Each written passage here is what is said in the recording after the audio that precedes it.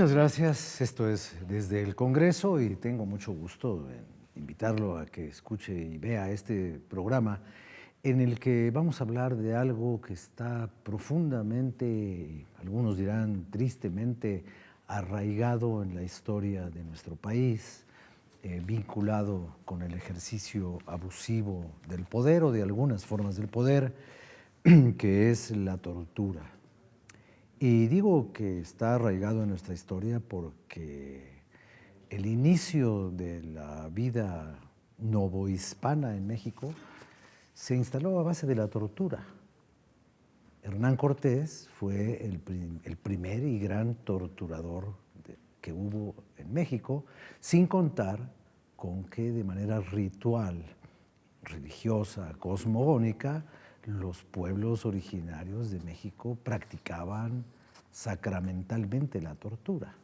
Es un país en donde se ha sufrido mucho y en estos años de la vida moderna ha sido necesario legislar para prevenir que los poderes públicos, las fuerzas policíacas o las fuerzas militares o la fuerza cualquiera que ésta sea, aplique tortura en contra de un detenido, de una persona para arrancarle una confesión o simplemente para violentarlo, disminuirlo y lograr un dominio.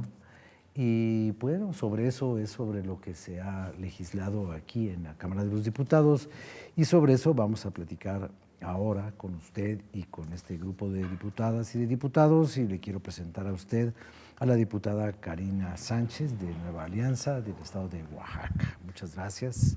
Gracias por estar aquí. Tenemos también la compañía del diputado de Morena, que es Alfredo Basurto. Gracias. Gracias. También estará hablando con usted el señor diputado Armando Luna del Partido Revolucionario Institucional y la diputada Lorena Alfaro del Partido Acción Nacional. A todos ellos les agradezco mucho que nos expliquen, que nos platiquen qué es exactamente lo que se ha hecho en esta materia y cuál es la situación actual, ya no la referencia histórica de la tortura en México. Por cierto, un pequeño paréntesis, Cortés fue el primer mutilador. Hay crónicas donde a unos tlaxcaltecas que lo habían traicionado les corta los dedos y se los manda a Moctezuma con las manos incompletas. Así que el mocha orejas hubo primero un mochadedos que fue el conquistador. Pero en fin, esa es una pequeña apostilla de tono histórico y yo le pido por favor a la diputada Karina Sánchez que nos plantee su punto de vista en una primera ronda, de manera, si se puede, breve, para ver en qué terreno estamos caminando. Bueno, efectivamente, en la Cámara de Diputados estuvimos en pocos días aprobando esta modificación a la ley. El 64% de la población mexicana no se siente segura y teme ser víctima de tortura. Una encuesta que emite Amnistía Internacional.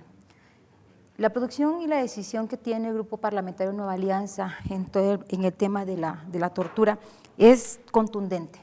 Nosotros estamos en contra de todo acto que denigre la dignidad humana, que denigra a la persona y sobre todo buscamos siempre la integridad y la garantía de la integridad física de cada una de las personas. Creo que este es un paso muy importante que hemos venido realizando y que el Estado mexicano lo debía porque tenemos un compromiso internacional. México estaba comprometido y sigue estando comprometido ante los organismos internacionales para prevenir todo tipo de trato cruel, inhumano o degradante, como en este caso lo venimos haciendo. El día 13 de diciembre del año 2016, después de muchos debates, y no me dejará mentir el diputado presidente de la Comisión de Derechos Humanos, estuvimos debatiendo y haciendo algunas reservas precisamente a esta ley, porque queríamos y quisimos y aportamos en su momento debido a aquellas adiciones y aquellas modificaciones que consideramos importantes. Un trabajo que realicé de la mano y del apoyo de organizaciones no gubernamentales, también de algunas relaciones que tuvimos y comentarios que tuvimos con Amnistía Internacional y que también lo realizamos con el Alto Comisionado de las Naciones Unidas. Muchas gracias. Por favor, diputado Basurto, su punto de vista inicial Sí, bueno, el tema de la tortura, desde luego, es algo que existe en el mundo desde prácticamente el origen de la vida y que con el tiempo, el transcurso del tiempo, ha venido evolucionando. En México, desde luego, como parte de ese entorno social, no deja de ser la excepción. Era una práctica común en México arrancar la confesión de cualquier sujeto en una relación procesal para que aceptara su culpabilidad sin ser sentenciado. Los derechos humanos tienen mucho que ver, tanto nacionales como internacionales, para que a diario estén haciendo observaciones, haciendo modificaciones, tanto a leyes internacionales como nacionales, para ir poco a poco erradicando esta mala práctica que desafortunadamente se viene haciendo como un derecho común en México. En Morena vemos incluso como la principal reforma en materia de derechos humanos de todo el periodo legislativo que tenemos en esta legislatura, la más importante. Es una reforma de Estado, así la llamaríamos en Morena. Muy bien. Muchas gracias. Por favor, diputado. Bueno, pues coincidiendo con mis compañeros, con mi compañera diputada, creo que es una ley que sin duda va a ser, y creo que no exagero al decirlo, la más importante o de las más importantes que vamos a aprobar en esta legislatura. Por otro lado, también hay que decir que cumple con dos objetivos. El primero de ellos es ser una norma jurídica, establece reglas para perseguir y castigar el delito de tortura, establece también reglas para un mecanismo de prevención de la tortura. Podemos hablar de eso en un momento, pero creo que también tiene mensajes muy claros. Hay un mensaje a la comunidad internacional donde le estamos diciendo que México está en la ruta para eliminar la tortura, que es sin duda una práctica que arrastramos hace mucho tiempo, pero que tenemos la obligación y la necesidad de hacerlo cumpliendo con los estándares internacionales. Un mensaje a la población de México. Es alarmante un dato que está por ahí en la encuesta de la Comisión Ejecutiva de Atención a Víctimas y también en una encuesta de Amnistía Internacional, donde el 30% de la población está de acuerdo en que se practique la tortura para esclarecer delitos. Creo que es una situación sumamente delicada y que eso, bueno, obliga a tomar estas decisiones. Y bueno, y hay otra cantidad enorme, el 30% de la población mexicana está de acuerdo, bueno, no solo en que se aplique la tortura, sino que por otro lado el otro 30% está conforme o no está conforme, digamos, le da igual la situación de que se aplique la tortura. Creo que este dato por sí solo genera una situación de preocupación y bueno, esto creo que se pone en la ruta del México que queremos ver. Es un México sin violencia, un México en el que no se aplique violencia para combatir la violencia y creo que esta ley genera las bases elementales, pero también las necesarias para combatir este delito en el futuro. Muy bien, muchas gracias. Concluimos con su punto de vista, diputada, en este primer acercamiento al tema. Claro que sí, bueno, pues muy contentos de que se haya avanzado en esta legislación. El día de ayer ya fue aprobado en el Senado el dictamen que se mandó por parte de esta Cámara de Diputados y pues lo que básicamente estamos haciendo es una nueva ley que busca prevenir, sancionar, investigar los delitos de tortura y aquellos actos inhumanos o degradantes. Y por otro lado también se están haciendo algunas reformas a otros ordenamientos jurídicos, como es el Código Procesal Penal, el Código de Procedimientos Penales, el Código Penal y la Ley del Sistema Nacional de Seguridad y algunos otros ordenamientos jurídicos que buscarán erradicar el delito de la tortura. Nosotros estamos muy contentos porque esta legislación atiende pues lo que ya mencionan los tratados internacionales. México estaba pendiente de atender este tema y sin duda pues es un gran avance. Ya estaremos comentando al detalle los alcances que tiene esta nueva legislación.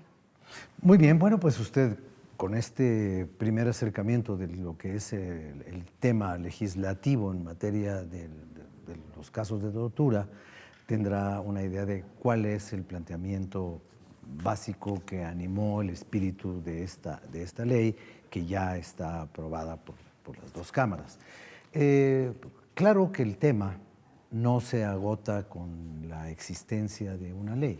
Es un tema muy complejo porque es un tema que se usa a veces como un argumento de descargo cuando hay responsabilidades o una conducta que se usa como cargo cuando nadie ha cometido un delito.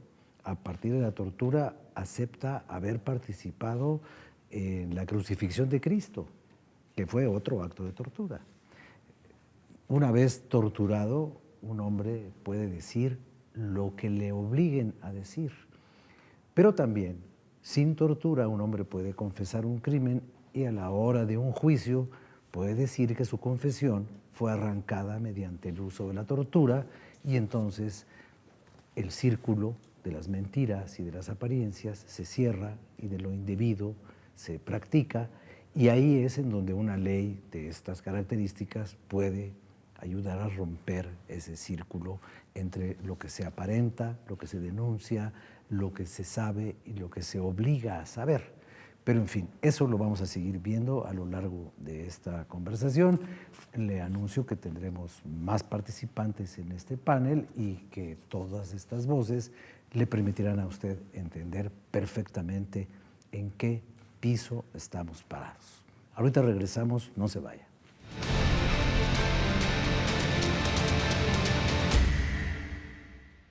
¿Te interesa el campo? ¿Estás desarrollando una propuesta para volverlo más sustentable? Participa en el Premio Nacional Diputado Francisco J. Mújica sobre desarrollo rural sustentable y soberanía alimentaria. El primer lugar obtendrá 50,000 pesos y la publicación de su trabajo. Informes en el sitio www.cedersa.gov.mx. Fecha límite, 18 de julio. El Centro de Estudios para el Desarrollo Rural, Sustentable y la Soberanía Alimentaria te invita. Cámara de Diputados, 63ª Legislatura.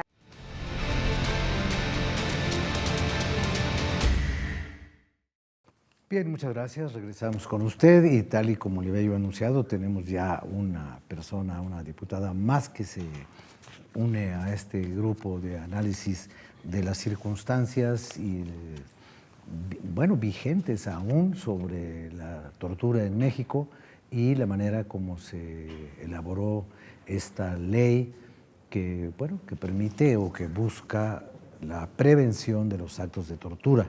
Es la diputada Candelaria Ochoa, que le agradezco mucho. Muchas gracias. Que llegue y que nos participe su punto de vista antes de comenzar a debatir entre todos. Bueno, gracias por la invitación, Rafa, compañeras, compañeros diputados. Esta iniciativa que se aprobó en el Senado es muy importante porque además de lo que decía la diputada Lorena, nos permite crear una cultura para erradicar la tortura, que eso es lo más importante. El diputado presidente decía que todavía se legitima de alguna manera la tortura y creo que a lo que tenemos que apostar precisamente es a erradicarla, a que a nadie le parezca legal utilizar la tortura para cualquier tipo de confesión, grave, mucho más grave. Y también junto con eso creo que el tema de la tortura se ha utilizado mucho para sancionar la protesta social. Así que yo creo que es un gran avance. Todavía nos faltará hacer un trabajo a más mediano y largo plazo, pero la ley es una intervención inmediata que nos permite precisamente construir nuevos escenarios para que los derechos humanos sean respetados en todas sus dimensiones. Muy bien, muchas gracias. Hay una notable discrepancia. Yo no creo mucho en lo de vivir con las cifras nada más, ¿no? Pero ya que las tenemos que utilizar de alguna manera, pues hay algunas cifras que no encajan. Por ejemplo, estas organizaciones internacionales, como Amnistía Internacional, por ejemplo, ofrece unos datos sobre México que no corresponden a los datos registrados, por ejemplo, por la Comisión Nacional de los Derechos Humanos. Según Amnistía Internacional o según el relator Juan Méndez, pues creo que todos los mexicanos hemos sido víctimas de tortura, según ellos. Y según los registros de la CNDH de los últimos 10 años, la cantidad de denuncias por tortura no llega a 500. Entonces hay un poco, creo yo, una exageración del tema a partir de los organismos internacionales o hay un ocultamiento de la realidad por parte de los organismos nacionales? ¿Cómo será? ¿A quién le vamos a creer? Yo considero que hay que partir de cuál es la fuente del cual viene el origen de los datos duros. Amnistía Internacional, los organismos internacionales lo que hacen, en el caso del Estado de Oaxaca, llegan y convocan a las ONGs, preguntan a las ONGs, hacen su estudio directamente a las instituciones de gobierno, las no gubernamentales y las gubernamentales, y empiezan a hacer y a recabar una serie de información. La CNDH únicamente tiene los datos de aquellas personas que propiamente denuncian, que acuden, que van y hacen formalidad, hacen público un hecho del cual ellos son víctimas. Esa es la diferencia, que yo así percibo que estriba la diferencia entre que mientras Derechos Humanos está manejando unos datos de personas que denuncian y que acuden a hacer público el acto de la tortura, sin embargo, Amnistía Internacional maneja, al igual que otras ONGs, otros tipos de datos, en donde acuden muchas veces a los reclusorios. Hace poco tuve la oportunidad de acompañar también a Amnistía Internacional, se hizo la presentación de unas entrevistas y reportajes que hicieron Amnistía Internacional hace poco, sobre el tema precisamente de tortura, y lo hicimos aquí en la Cámara de Diputados. Junto con la diputada Claudia Corichi de Movimiento Ciudadano, estuvieron también la diputada del PRI de Hidalgo, Erika, que nos estuvo también acompañando, y otras diputadas más del PRD y de otros grupos parlamentarios, en donde se dialogaba de cómo Amnistía Internacional entiende esta información, y la obtiene a través de ir directamente a atender casos, reportes que hacen las ONGs, porque es una red muy grande la que a nivel nacional las ONGs vengo de una ONG, vamos realizando en trabajo de campo. Entonces, yo creo que estriba más en eso los cambios. Yo siempre he dicho que… Sí, la pregunta que yo tenía era sobre qué es más confiable. Que una persona vaya y diga, yo fui torturado y vengo ante un organismo del Estado mexicano a denunciar, y de ahí se puede hacer la recomendación del caso, o como hace la Comisión de los Derechos Humanos, o alguien que de oídas levanta información de una, de dos, de tres, de cuatro, de 10 ONGs. ¿Qué es lo confiable? ¿A qué le debemos hacer caso? Lo que pasa es que la ciudadanía no toda la ciudadanía tiene la costumbre o la cultura de denunciar, porque ha faltado mucho la credibilidad en las instituciones. Y eso es lo que ha suscitado que mucha ciudadanía no acuda a denunciar. No es que sea un dato no viable o no viable, depende mucho. Por eso la Comisión Nacional de Derechos Humanos ha hecho campañas, ha implementado campañas para que denuncien, porque no es que no existan, claro, sino que a veces la ciudadanía no denuncia. Claro, es una si cuestión no hay denuncia no se puede aplicar la ley. Claro, pero Rafa, yo creo que lo más importante es que todas las cifras son ciertas. Y voy a decirlo por qué. Esta ley que se aprobó ya sanciona con un mayor número de años de cárcel a los funcionarios involucrados en la tortura, que la practican o que omiten sancionar la tortura.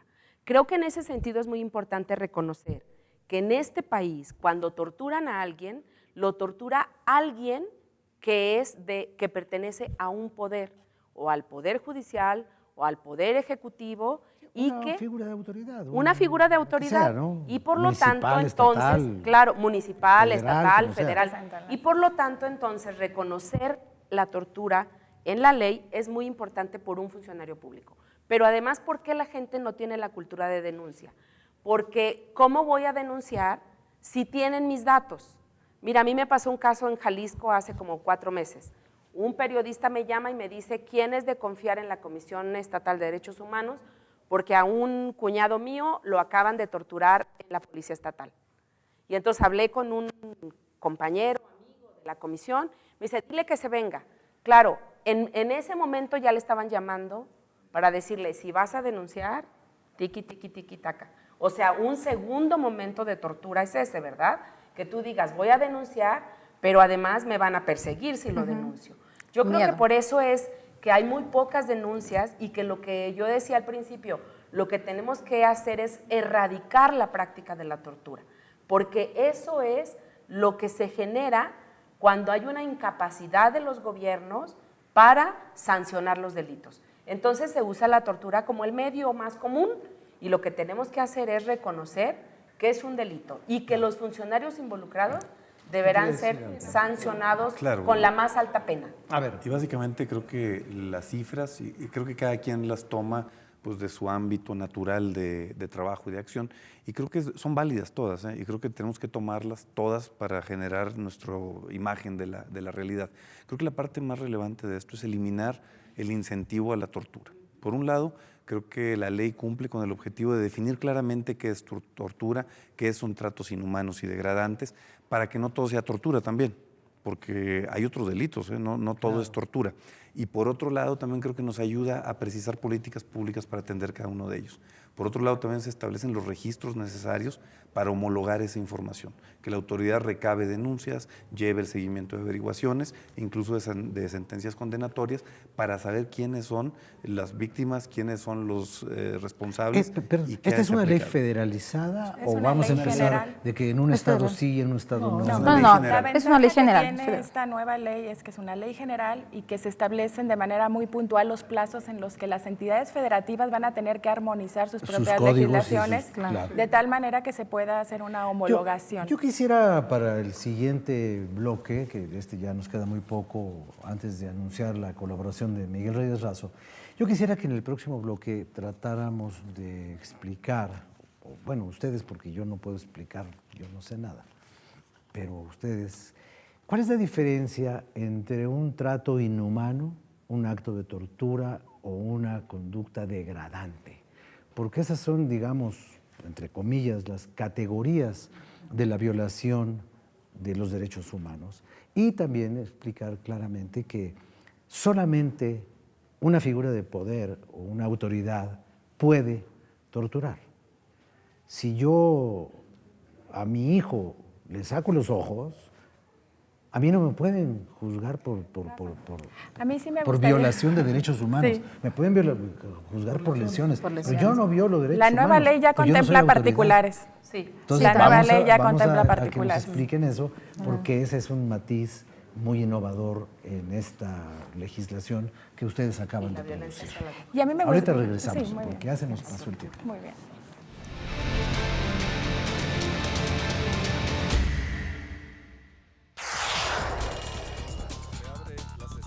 Sigue de cerca el trabajo de los diputados. Infórmate, conoce, entérate y participa. Toda la Cámara en todas las redes.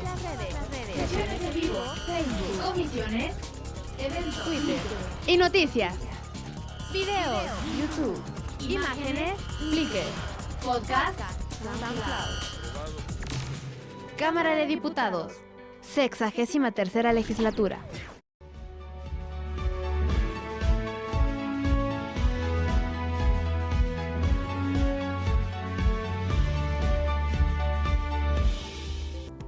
Pues este es el 2017, el año del centenario de la Constitución de 1917. Quizá usted en el programa desde el Congreso al que es tan asiduo y preparamos aquí en San Lázaro, en el Palacio Legislativo, realmente con minuciosidad y con afecto y gran respeto a todos los temas que tocamos.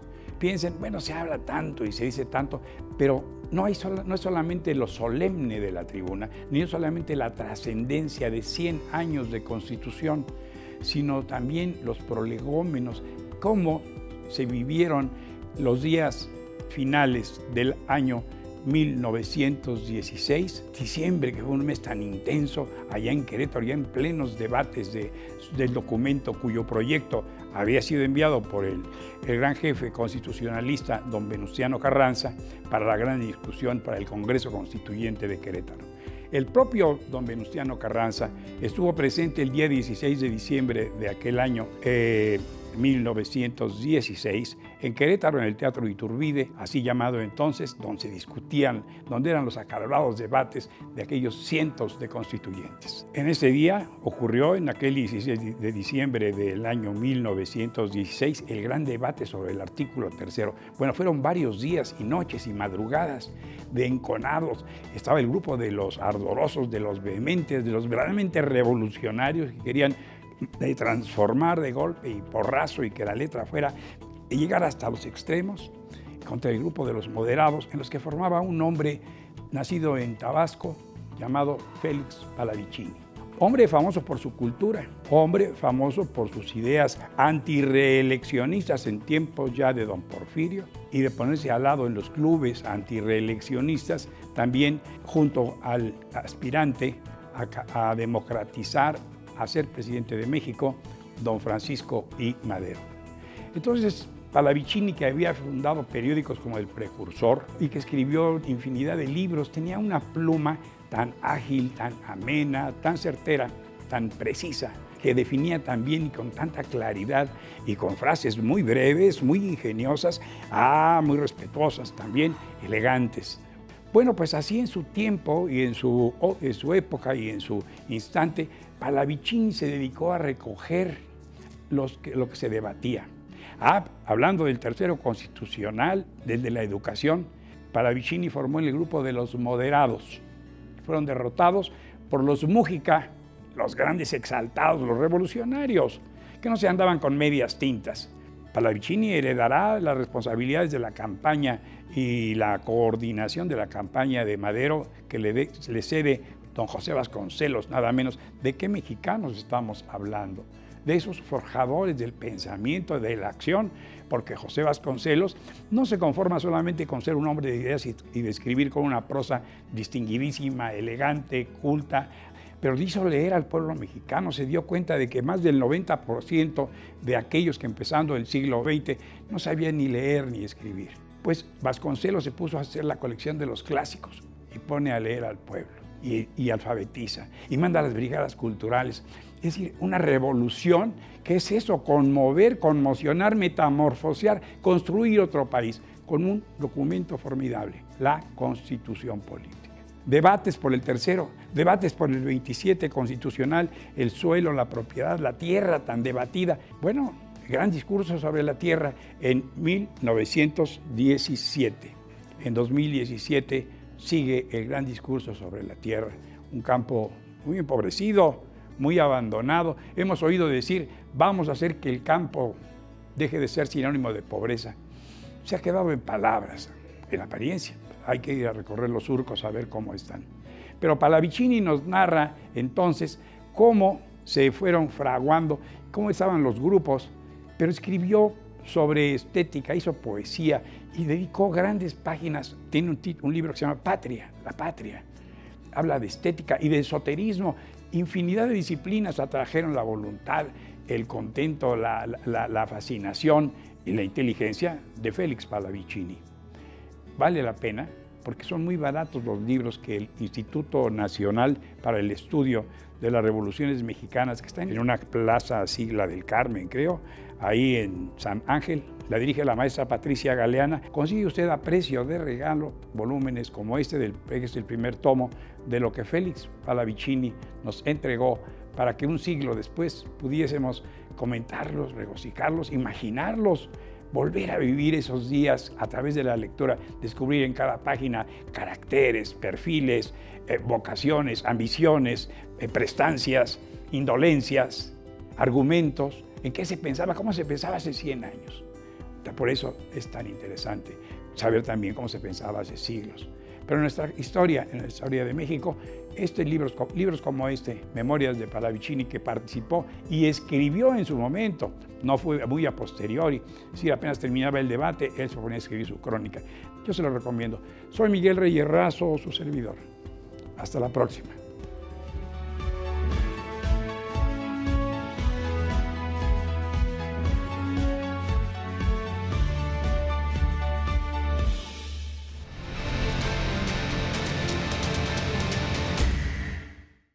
Bien, pues regresamos para continuar con este importante, interesante y, si usted me lo permite, hasta apasionante tema, porque este asunto de la tortura como herramienta en el ejercicio del poder, como parte de lo que los ejércitos siempre consideraron que era el derecho del botín sobre el vencido, que era llevarse a sus mujeres.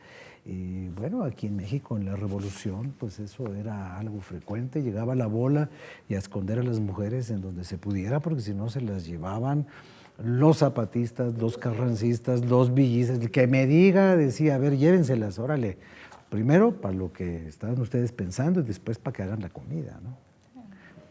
Una esclavitud sobre un abuso y, en fin, todo lo que ya sabemos, porque sabe usted, los seres humanos somos muy malos, somos muy malas personas.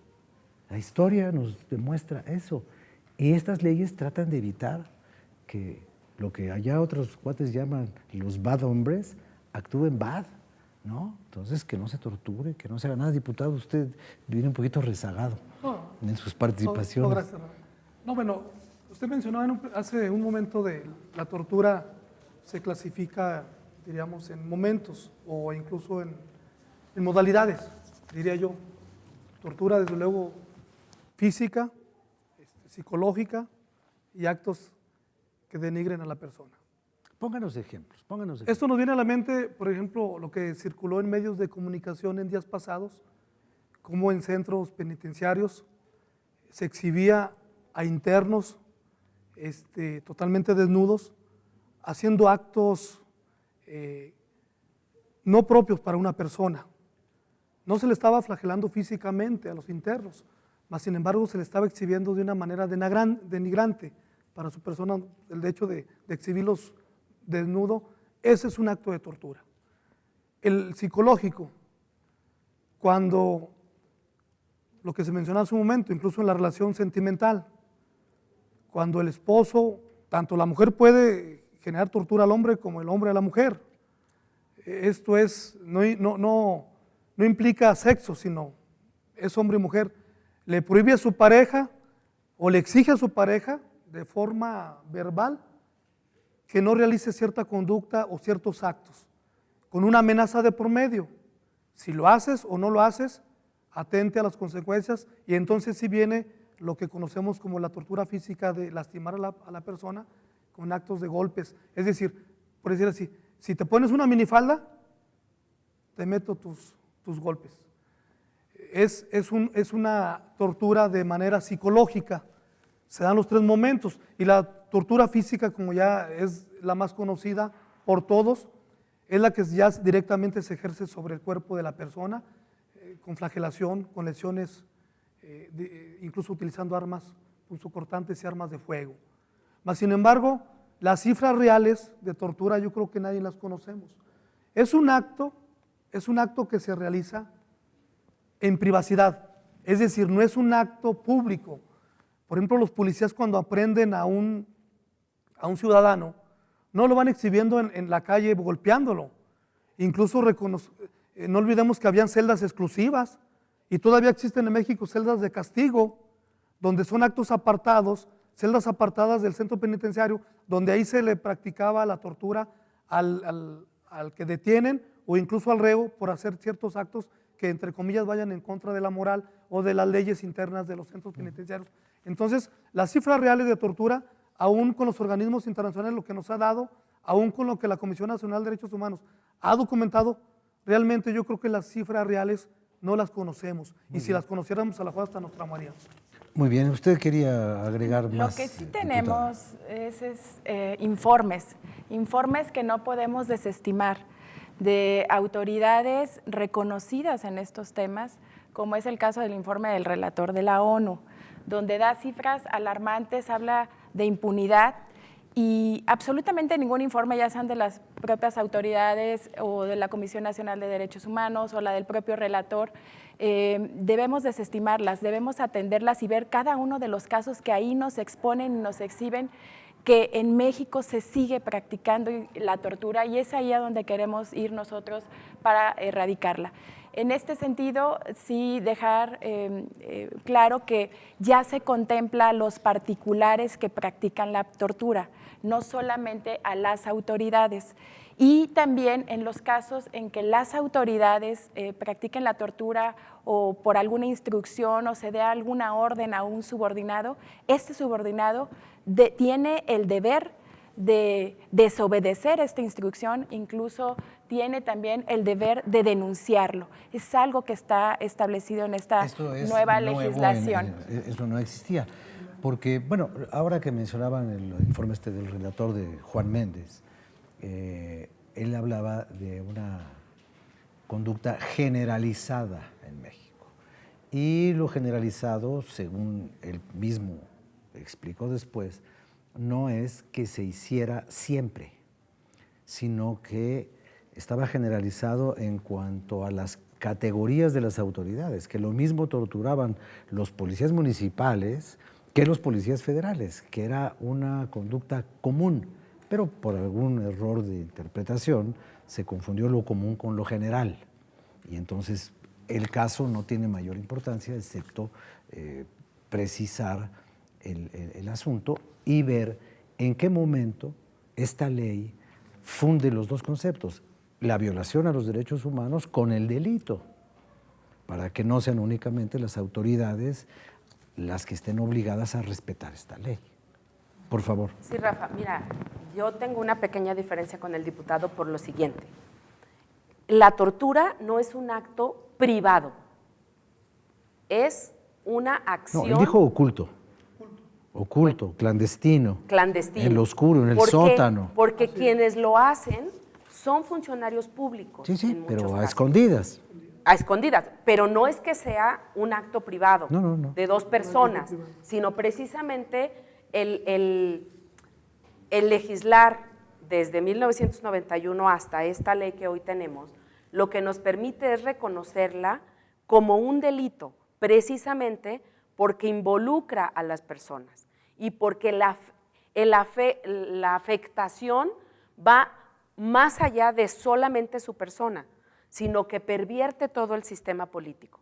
Y cuando tú decías qué es una tortura, yo muy claro es precisamente una tortura física, que es un daño al cuerpo, y una tortura psicológica, que también es un daño al cuerpo, porque se dice, no, bueno, lo psicológico es, te estoy torturando psicológicamente, pero no te estoy haciendo un daño. ¿No sería más preciso decir, no un daño al cuerpo, sino una abusiva producción de dolor para quebrar el ánimo de las personas? Porque a mí, yo puedo torturar a alguien y no dañarlo físicamente. A eso estoy diciendo, a eso estoy diciendo cuando digo la pero tortura le psicológica. causo un dolor. No, físicamente yo puedo causar dolor sin dañar. Por eso, la tortura psicológica tiene que ver con eso. Te están manipulando psicológicamente que tienes un efecto en tu cuerpo. O sea, claro que alguien sale a la calle con miedo después de haber pasado 8 horas donde le están diciendo y yo te sigo y te voy a hacer y te voy a tornar y taca, taca, taca. Y la otra que tú decías, cuando decimos o cuando la ley dice vejaciones que afectan la dignidad humana, son precisamente lo que decía el diputado, yo te pongo a hacer cosas que no hacen los seres humanos, sino que hacen algunos animales. Y recordemos la tortura en esta cárcel famosísima que luego Botero la puso en Abu Ghraib. Eso que hacen es precisamente dañar la dignidad de la persona. Sí, totalmente. ¿No? Y en el caso de las mujeres, algo que se reconoce es la tortura sexual.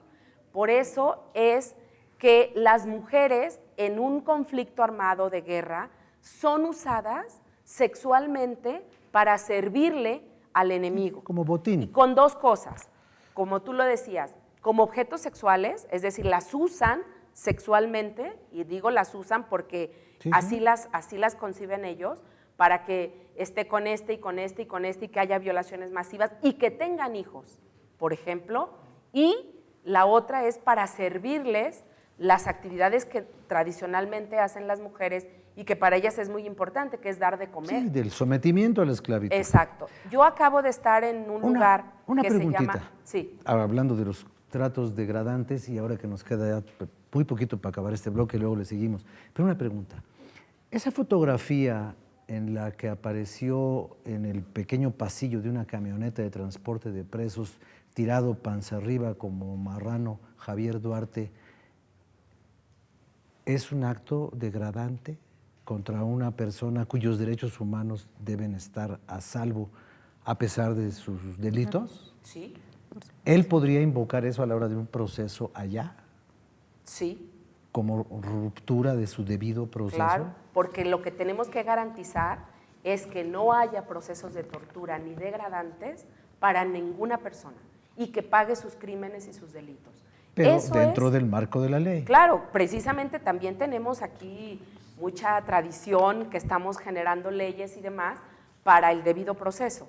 O sea, para que entonces nadie argumente, a mí me torturaron y por eso yo ya soy inmune. Claro, si el proceso estuvo dentro de lo debido, es Exacto. que no hubo tortura. Exacto. Permítame que hagamos una pequeña pausa y regresemos porque esto ya se nos fue rápido y ya nada más nos queda el último tramo, los últimos 12 minutos más, pero ahorita volvemos y continuamos con los puntos de vista de todos ustedes. No se vaya.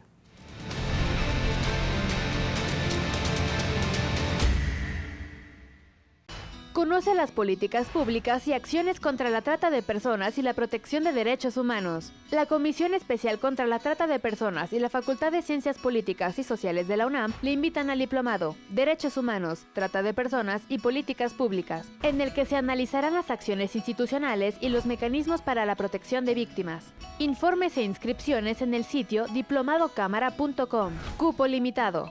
Cámara de Diputados, 63ª Legislatura.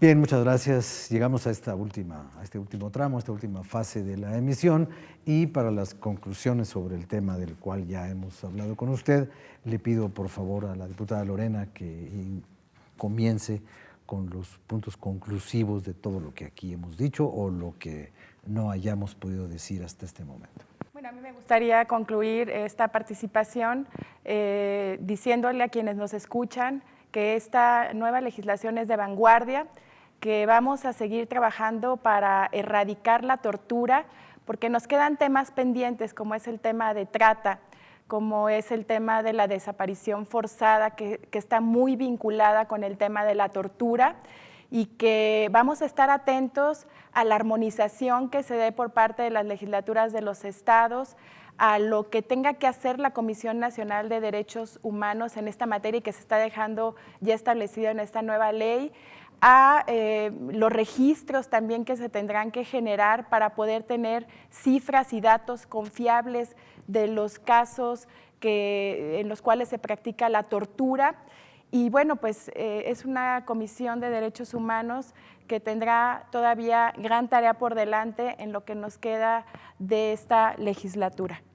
Muy bien, muchas gracias. Por favor, diputado. Bueno, pues yo destacaría de esta ley, que ya es ley, bueno, será ley cuando esté publicada en unos cuantos días más, espero, pero la recibimos del Senado y creo que destacaría lo que creo que es la aportación más importante que se hace aquí en la Cámara de Diputados, que es eliminar los supuestos en los que se permitía la validez de pruebas obtenidas con tortura. Desde hace un momento que hay que eliminar el incentivo a que haya tortura, y el incentivo era pues, obtener pruebas para condenar a alguien. Eso creo que es, al menos en la generalidad de los casos que están denunciados, ese es el objetivo.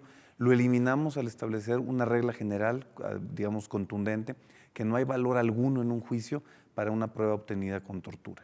Por el otro lado, también se adiciona que estas pruebas sirven únicamente si acreditan la tortura, es decir, para condenar a la persona que practicó tortura sobre otra persona. Así es que creo que este es el cuerpo o el eje sobre el que gira el resto de la ley. Hay otros temas que valdría la pena destacar en el ámbito jurídico, sobre todo la responsabilidad para los que participan directa o indirectamente, también la posibilidad que hay, bueno, de sancionar de manera más severa cuando se aplica con alguna persona perteneciente a un grupo vulnerado. Pero lo más importante también quisiera destacar, se aprobó por unanimidad. Esta es una ley en la que todos los grupos parlamentarios en la Cámara de Diputados, y ayer lo vimos también en el Senado, también allá se votó por unanimidad, donde nos pusimos de acuerdo, donde establecimos cuáles eran las prioridades, los estándares adecuados y sacamos una ley por unanimidad. Muy bien, muchas gracias, diputado. Sí, bueno, nosotros vemos en Morena que desde luego representa avances. Esta hay que decir que es una adenda al dictamen que en Comisiones Unidas el año pasado, en mayo, se aprobaron Comisión de Derechos Humanos y Comisión de Justicia. Y hay que decirlo también, si no se hubieran hecho observaciones por el Alto Comisionado de Derechos Humanos, con oficina aquí en la Ciudad de México, que se atendieron oportunamente, tanto por la Cámara de Diputados como de Senadores, y voy a poner dos ejemplos. En el antiguo dictamen no se castigaba al superior jerárquico, es decir, si un cuerpo policíaco comete actos de tortura, el director de la corporación no se le tocaba. Y con este dictamen, con esta adenda, ya también es sujeto de responsabilidad penal y de investigación. Las pruebas. Hasta antes de esta adenda, la Suprema Corte todavía le daba valor jurídico a pruebas que pudieran ser obtenidas mediante actos de tortura, siempre y cuando se relacionaran con otros medios de convicción que pudieran concluir en medio de prueba. Ahora ya no. La prueba que sea obtenida mediante actos de tortura en sus diversas modalidades carece de toda validez jurídica, es nula. Entonces son avances que se dieron en esta adenda, mas sin embargo en Morena vemos que ahora el balón se encuentra en la cancha, no nomás de Derechos Humanos, la Comisión, en la Suprema Corte de Justicia de la Nación, en los tribunales de justicia de los estados, en la Procuraduría General de la República, en las fiscalías de los estados, para que efectivamente se haga una investigación a fondo y se determine en qué momento se está cometiendo tortura. Porque de lo contrario, de nada sirve que el Poder Legislativo haya sacado, coincido con los compañeros, una ley de vanguardia si en el Poder Judicial no se le va a dar trámite y no se va a investigar a fondo para erradicar este mal y este cáncer que venía aflejando a la humanidad de México. Muchas gracias. Por favor, diputada. Nueva Alianza celebra ese trabajo que se ha venido realizando.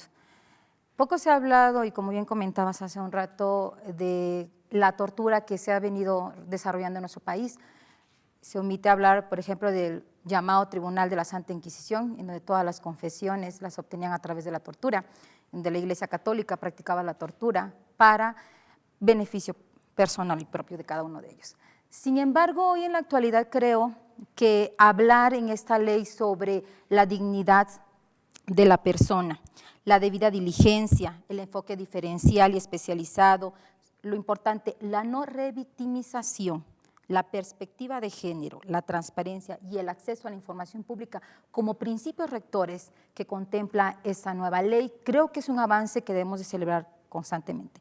Nos hace falta mucho, el tema no es solamente las leyes, el tema también es cultural, pero nosotros le apostamos y nosotros le vamos apostando a que con este marco jurídico les estamos dando las opciones, primero a la ciudadanía que denuncie, a que tenga la confianza de denunciar todo acto de tortura, a las autoridades que les corresponde ejecutar y practicar las leyes, a eso les va a tocar también como tal implementarlas, y a nosotros como legisladores, que somos la voz de la ciudadanía, responder a la ciudadanía con leyes que le permitan a la misma ciudadanía erradicar todo acto de tortura que el día de hoy ha obtenido a mucha gente en prisión y que debería de ser liberada de una forma pronta. Entonces, esto es un gran avance, nos falta mucho, pero creo que estamos construyendo, celebramos el trabajo de todos los grupos parlamentarios, el consenso que se obtuvo a través de la Comisión de Derechos Humanos, la preocupación de nosotros, la cercanía que tuvimos nosotros con los organismos internacionales y también con las ONGs, que también hay que reconocer, muchas ONGs nos buscaron a nosotros como legisladores, trabajamos con las ONGs para obtener este producto que el día de hoy es una ley materializada y que es al menos las tablas del inicio de lo que consideramos y le apostamos va a cambiar el rumbo de nuestro país en beneficio de toda la ciudadanía. Gracias, diputada. Muchas gracias, Rafa, y muchas gracias a todos por compartir este foro. Creo que lo más importante es la gente y que se entere que esta ley existe. Lo primero es, el delito de tortura es imprescriptible, o sea, nunca prescribe, nunca dejará de ser considerado un delito. Y eso la gente lo tiene que saber. ¿Por qué? Porque seguramente cree que bueno, ya pasó, ya pasaron un año, ya pasaron 6 años. No, es un delito que no prescribe. Y a eso me voy a referir cuando preguntaste, Rafa, lo de Duarte. Duarte también será sancionado, no solo por robarse el dinero en este país a manos llenas, sino por haber mandado torturar a personas en Veracruz. Así que ojalá que sí lo metan a la cárcel y que sí lo torturen, y que sí lo sancionen por tortura. Que lo sancionen por tortura. Porque él, perdón, él fue un funcionario que ejerció la tortura, que mandó matar periodistas, que desapareció jóvenes y que desapareció mujeres. Entonces, ojalá que también lo sancionen por ese delito, porque ese delito no puede prescribir para un personaje como él, tan nefasto y tétrico como fue.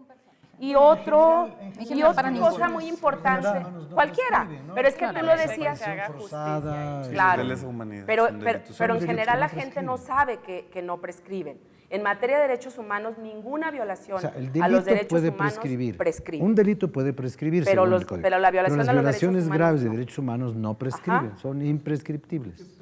Por eso es que lo tienen que tratar con el debido proceso para que pueda ser procesado en todos los delitos que cometió. Luego, en esta ley se puede perseguir el delito de tortura por oficio, por denuncia, pero también cuando una autoridad se vio o se enteró en un noticiero que hubo tortura contra alguien.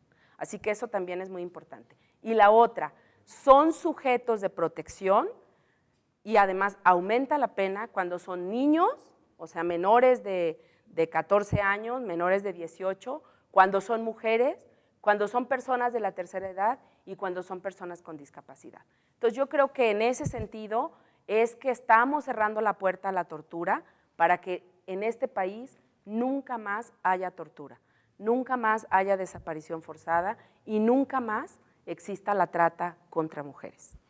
Bueno, pues ya usted escuchó todo este panorama, una ley que genera esperanza, una ley que genera una base inteligente para comprender que sí se puede prevenir la práctica de la tortura con instrumentos jurídicos que ordenen las cosas y que repartan las culpas cuando las culpas existen y que acomoda la legislación mexicana, que en materia de derechos humanos es una de las mejores del mundo.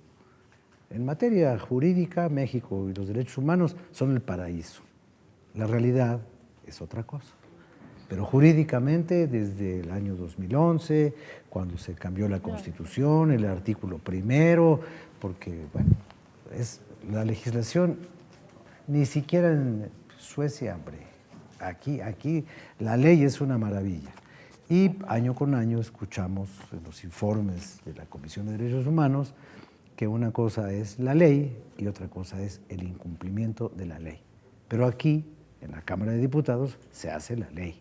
Allá afuera se cumple. Aquí también, pero en general son las leyes para todos, no las leyes para la Cámara. Muchas gracias, gracias por su compañía y gracias a ustedes por participar Muchas gracias. en este Muchas análisis gracias. de la ley sobre la prevención de la tortura. Muchas gracias.